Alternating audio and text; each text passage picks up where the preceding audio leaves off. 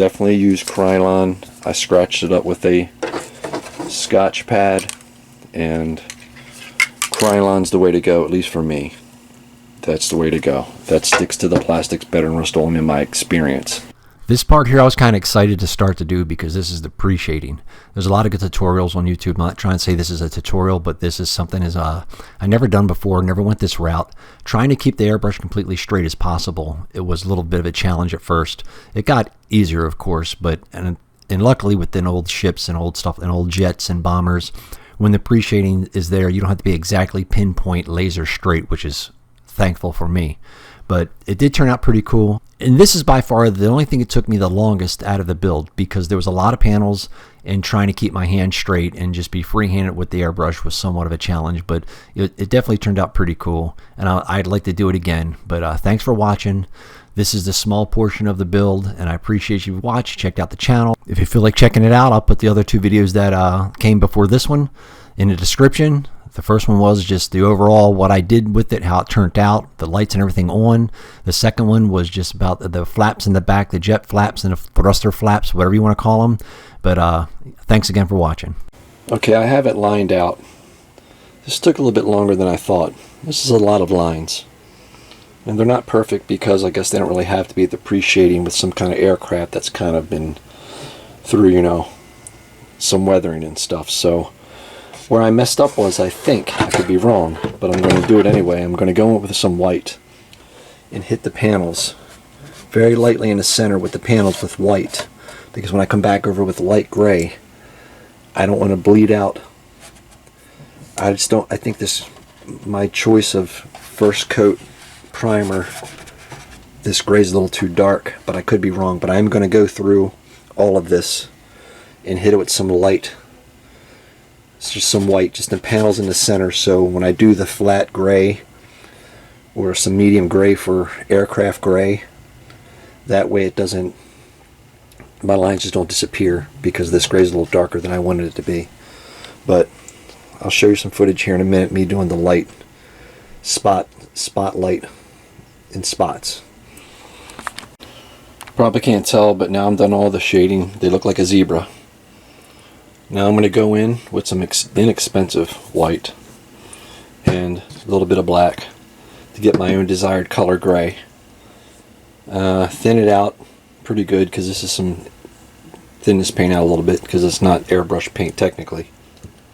Thin it out 40-60, see what it looks like, and then second coat, maybe thin it out some more so it's more transparent, so these lines stay in there, but I want these lines to stay, but where you can barely see them. So I'll get it going.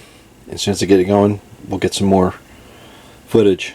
There we go. I'll record some so you can see where I'm at. Here's where I'm coming in. I'm going to go over top of it and try to eliminate some of them hard lines now that we've done pre-shading.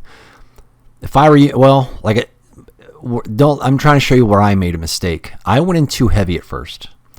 Use light coats. I knew I was supposed to use light coats, but I don't know. I was kind of excited, kind of like looking at it, and what got me was I had too much light in the room. I got an overhead light, them long 4-foot lights, and I had another light behind me. So it's kind of hard because the gray will just blend into the ship, and you're going to miss some spots. So if you do the pre-shading and you're going to go in and start putting your main coats down, do light coats, real light coats. Alright, so what I'm doing is I'm taking some pastel, just regular pastel, putting it on the brush, and going in spots where I think I really want to put some more weathering, like I did down the side here, over here, but just for example, like right here, we're going to do this. I kind of lost the color of the pre-shading, so I'm trying to make up for the pre-shading that I lost. So I'm just going to go in here with some pastel, weather it up a little bit,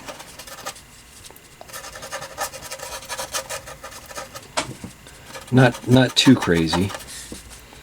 I'm going to do that all over the place. So kind of wipe it off. so it gives a little, so it's not so thick.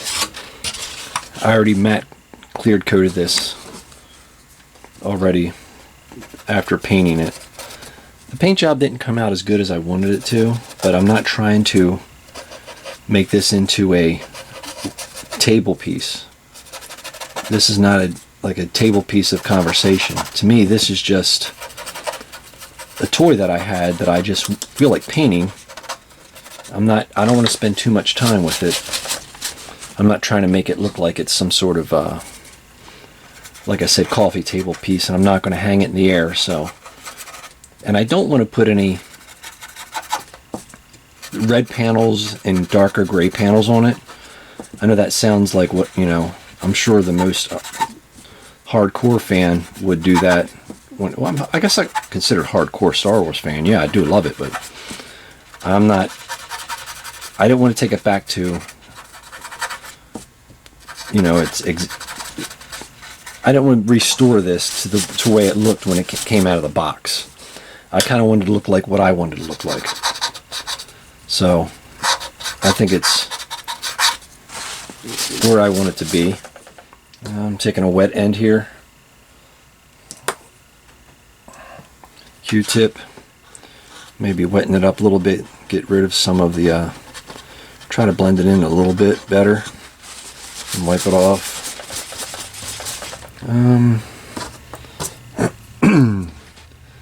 A little darker maybe.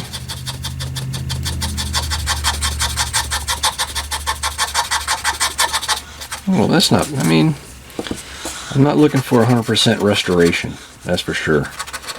I'm just looking to use it sometimes in a video if I'm doing like a figure, pickup or something from Star Wars in particular, or something like that, or a background all together, doing a custom figure or something. Just have it in the background. So I'm just weathering it up a little bit with some pastel. So that's about it. I'm gonna do some pastel work, and then I'll show you when I'm done. It's probably not the best way to do it. I wish I had some pastel pencils or something. Anyway, so that's what I'm doing. I'm dirtying it up a little bit more where I lost my shadings and stuff, but you can still see it. You can still see it, yeah. So it's kind of where I want it to be. So I'll check back in here in a minute. Just taking some inexpensive paint. I like folk art. Folk art goes through the airbrush. It's not too thick. It's definitely not runny, but when you thin it out, it kind of keeps the actual consistency of the color. So we're going to make our own gray. We're going to match this gray, and then we're going to do all these pieces here that I got. These are all the side pieces to the millennium falcon. We're going to do these real quick. I'm going to dry brush them. I'm not going to airbrush these. So we're going to see how this turns out. Not 100% sure, but we'll see here. This being on the side of the ship, I don't think that it really needs weathering too much, because I just think it would be a lot of wear with the rain coming down inside the side and just sitting in there. So I'm going to do just some dry brushing on these, and that's about it.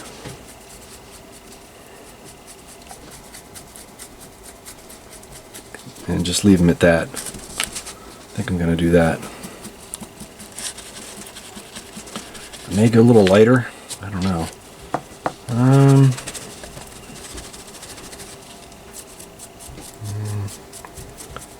Let me see here. I'm not sure if I like the background so black. Let me go inside it a little deeper. Hit a little deeper over here. Just going a little deeper, pushing a little harder. I don't want it necessarily just black in the background. That's not too bad. I'm going to leave that for that right now. Then we're going to hit it. May come in some lighter stuff.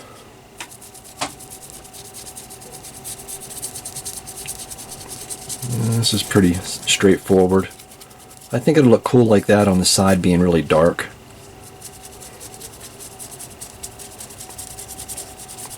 I don't know, man. Like I said, I know I said this already in the video, but I'm not trying to make this a tabletop conversation piece that's crazy detailed. It's just, I don't, no, I don't, I'm going to keep it a toy. I like the idea of it still being a toy. It brings back the memories from way long time ago. I'm still going to use it as a backdrop, as a prop in the background. So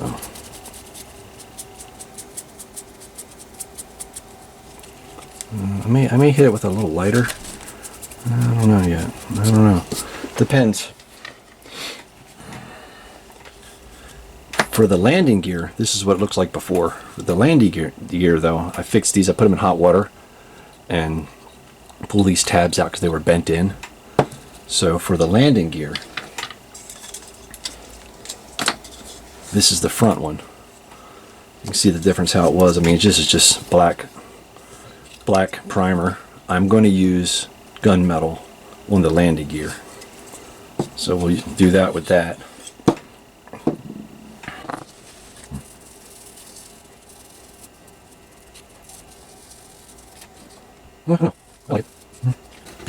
I did clean out this here. It looks kind of rough, but I did use a little small Dremel wire brush to. If they don't work, I don't care. I mean, I'm not too concerned about the actual motor running in it. If it works, that's great. If it doesn't, that's even, I don't care because I'm not going to use it. By no means am I ever going to use it, but I left the button there just for sake of that's how it came. So just left it there. Just for because the reason it was there, I didn't want to tear it out. And I got lights in it anyway, so that's kind of where I'm at with this piece. So I'm good with that. So all right, so that's what's going to look like. Dry brush these, and when we get done, I'll come back. Okay, real quick rundown. I dry brushed this landing gear. That was like this with some gunmetal. Then I went in and did a dark wash on it. Just I thinned out some black Createx, thinned it out really well. It's still kind of wet. I'm not sure if I like it yet. Well, you know, I'm gonna matte coat it and then maybe add some red cylinders or something. Maybe not. I kind of like it plain. I don't know. It looks okay. It looks all right. Put a black line in here. Wash it. I may do another wash on it. Get it really dirty looking. On the gun was the same thing as light gray. I know this is not your traditional looking Millennium Falcon gun, but I'm going to mat it this way and leave it like that to see where it's at, just to see if, I don't know if I like that or not. It's not bad. I may put some more wash on it or something, or I mean, I don't know. It's okay. It's okay. I may look the end a little bit burnt. Maybe put some purple and some metallic blues to make it like the gun was burnt. I don't know. Maybe just leave it that way. Then on the side panels right here, they're all done. Did all the side panels. Got another one. All I did was pick a gray close to try to get it close as I can to the top of this. Put it on the side of the Millennium Falcon. It looked fine. That's it on that. I'm going to matte wash all this stuff tonight and then put it together tomorrow. But here's the part where the gun fits in. All I did is dry brush with some gray and put some pastels down in there. And with the satellite, same thing. All I did was dry brush it gray to somewhat match the top cockpit lid. And I took some where's it at? Some dark tone wash from Army Paint, and I just dabbed in all the little holes, and I got some pastels in there. These are 3D prints from I'll put his name in the video when I do it, from somebody on eBay that I got these 3D prints from. Those pieces were missing for the Millennium Falcon, but that's where we're at now, and I'll see you on the next one when it's probably put together. We're going to put the lights in next. So this is where my wife got me the lights. like I might have mentioned in a couple of videos before. These are really inexpensive. I'm sure you can still find them, but they were $1 something at the dollar store. Couldn't believe it. I ordered some lights off Amazon. I got the 12-volt lights that were way too big for what I needed. They were still small lights, but they were way too big. I may use one underneath the Falcon still yet. I don't know. But all I did here was drill out the holes in the front, the 2 holes in the front, and I used hot glue to glue them down. And why I did that is because I don't know the longevity of these lights, because they did come from the dollar store, but they run by 2 AA batteries. I'm not saying they won't last, but I don't know. I can always take the ship apart later if something should happen and add different lights or different colors or whatever I want to do. So I'm just hot gluing everything down, setting it in its spot, and then putting the lid back on, and it worked out fine. It worked out way better than I thought, and for a week trying to find lights and trying to figure out how to do lights, I couldn't believe it. All I had to do was get 2 AA batteries and put them in there and turn them on. That was awesome. And these are 1mm lights, all one piece. She went back and got me a few more blue ones, a couple more red ones, and I think a set of white ones. I don't know. But anyway, check out. I know Walmart has this stuff. I didn't know. I think even out of season they have it, or even Amazon. I don't know. But if you're going to do the Millennium Falcon or some some vintage Star Wars stuff, check out the 1mm lights. That's where I went wrong and ordered stuff offline, because I hate not seeing stuff online, because when it comes to the door, you really can't tell what you bought in a way. And and like I said, I never done electrical stuff, so I'm gonna get into some more of this electrical stuff. I kind of like it. It's kind of neat. And like I said, thanks for watching. I'll see you guys on the next one, and I appreciate everybody that checks out the channel.